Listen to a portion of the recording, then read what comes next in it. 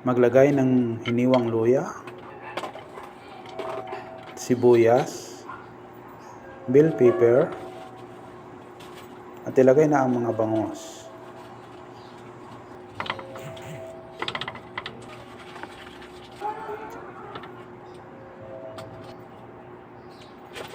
Lagay ang mga carrots.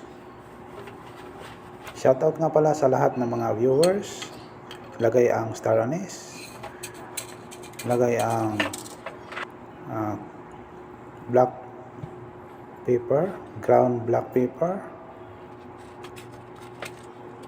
bay leaf or laurel, at 1/2 cup na soy sauce.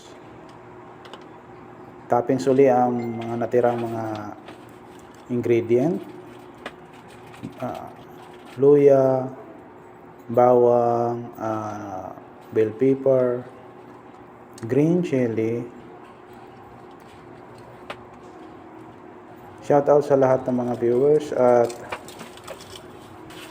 don't forget to subscribe, share, at lagay ang oyster sauce para dagdag sa pampasarap.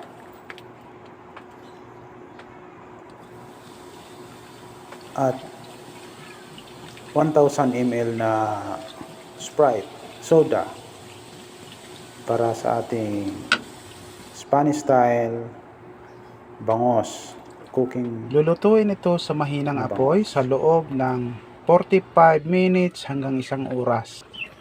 Mag-add tayo ng coconut oil. Coconut oil to. Ito na siya guys. Ready na.